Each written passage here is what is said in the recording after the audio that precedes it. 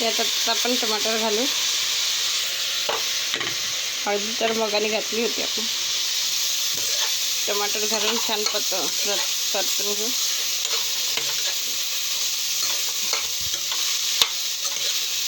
मगाने नमकच्या पाण्याने धुतलो, पण आता आपण त्याच्यात नमक घालू टमाटर गलायसाठी आणि भाजीसुद्धा चांगली गलायसाठी.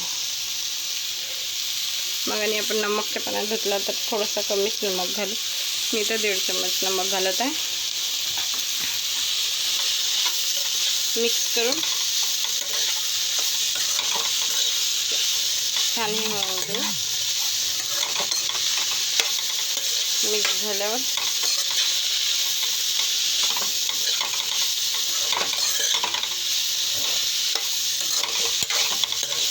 आपण कारल्याची भाजी बनवत आहोत. तोंडाला चवी आली.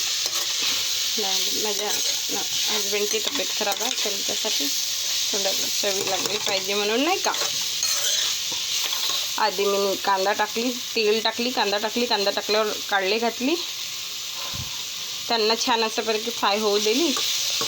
आणि मग फ्राय झाल्यावर आता हळदी आणि नमक आणि काढले चांगली फ्राय केली.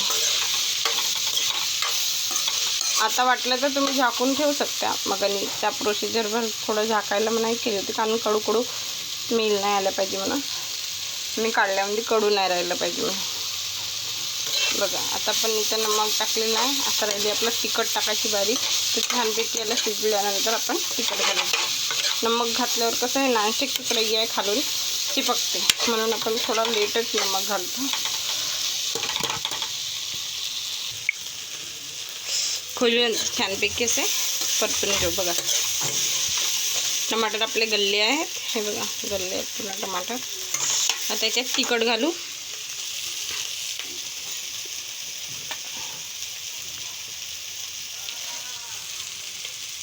एक 2 उलटा हात परत सांगते तिखट. या प्रकारे डवलून घेऊ छानपैकी. तिखट छान शिजू देऊ. काढल्यामध्ये थोडासा सांबार घालू, दांड्यावाला, आणि मग पत्तीवाला घालू. थोडेसे काटले दांडे छान होते, त्याच्यात पकून जाते थोड्या वेळात.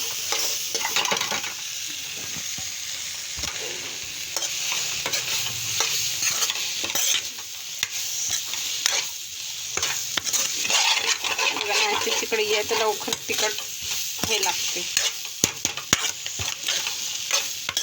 तर लगभग आपली भाजी रेडीच आहे.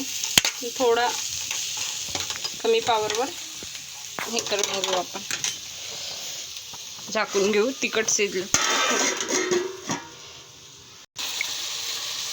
काय आता आपली भाजी तयार आहे. बघा हे बघा तेल सोडलं आहे. कारल्याची भाजी तर आपली रेडी आहे खायसाठी.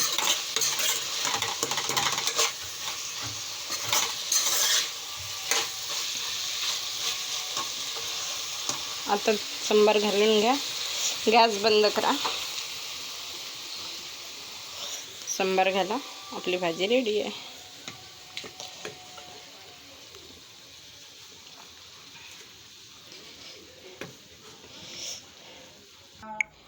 हे आपली भाजी रेडी आहे. कारल्याची भाजी भात. जेवून घ्या आता. हे मम्मीच्या घरची वांग्याची भाजी आणली होती ती थोडी वाचली होती. त्यांच्यासाठी बरं नाही आपण, त्यांनी काही खाल्ली नाही, तर मग मलाच दिली थोडी.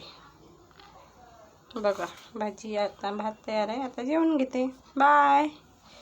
आवडली असेल व्हिडिओ तर लाईक करा, शेअर करा, सबस्क्राईब करा. Bye guys.